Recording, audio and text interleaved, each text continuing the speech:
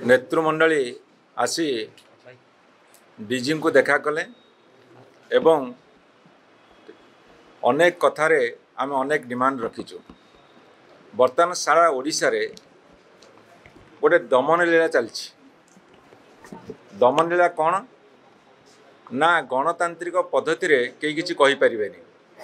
जे कहिबे ताकू जे कोनसी मते दमन करा जिवो एवं तापरे सारा ओडिशा रे आपणकर माननीय गणमाध्यम रे आसीछि गत 5 मास भितर 1256टा महिला मान ऊपर अत्याचार होइछि एवं भुवनेश्वर बर्तमान छिनतेरे नंबर 1 संबलपुर डकैत नंबर 1 डकैत हवारे एवं जो माने शासक दलर समर्थक से माने जेते बड़ अपराध कले मध्य से मानकु छाड़ी दिया जाउछि। देखंतु जाजपुर गोटे घटना मु उदाहरण आपण मानकु देबी। जो घटना रे मान्यवर धर्मशाला विधायक जाउथिले एवं किछि लोक कौनसी कारणवशतः तांको डिमांड नहीं कि धारणा देइथिले। एम्बुलेंस पछे पछे से गाड़ी को लेकिन चली गले। लोक ताको मना कले।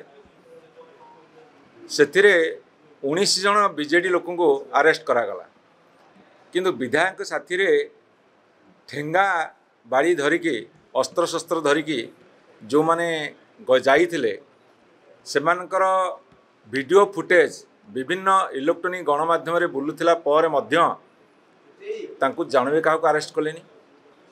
ए पक्षपातिता कोन पे एबे किछि दिन लागिगला विधायकर सुना चेनटा खोजिकी मिललानी। सुना चेनटा खोजिकी पाइबाकू बर्तमान क्राइम ब्रांच को दियागला। ताहले निज पुलिस उपर निजर भरोसा नहीं। क्राइम ब्रांच आउ गोटे अंश विशेष तांकु दियाहला। आमे आशा करूँ सुना चेनटा केते शीघ्र मिलिबो। आमे आशा करूँ जो माने ठेंगाबाड़ी अस्त्र शस्त्र नहीं जाइथिले से माने केते दिन भीतर अरेस्ट हेबे।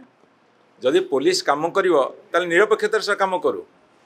से जे कोनसी दलर हो बिजु जनता दल हो के भारतीय जनता पार्टी हो कि कांग्रेस दल हो बा से कम्युनिस्ट पार्टी हो जो दलर जी अपराध करुच्ची तुम अरेस्ट कर गिरफ्त कर से आमर किसी कहबार नहीं।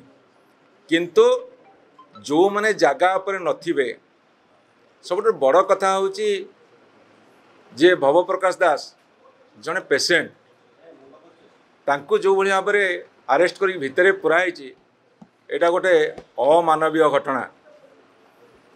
दम अच्छी साहस अच्छी पुलिस डिपार्टमेंट रो सरकारी कलर चापरे चेपा न होई जो कसम खाई वर्दी पिंधि निरपेक्षता प्रदर्शन करंतु एवं विधायक साथी जाइथिबा अस्त्र शस्त्र नहीं कि प्रदर्शन करी गंडगोल करिथिबा व्यक्ति को अरेस्ट कर देखांतु एवं ओडिशा रे जोटी जो घटना घटुची से जेते बड़ प्रभावशाली व्यक्ति होना कहीं अरेस्ट करंतु आमे तांको समर्थन करिवो। किंतु सरकार चापरे चेपा न होगा आम अनुरोध जनाऊँ।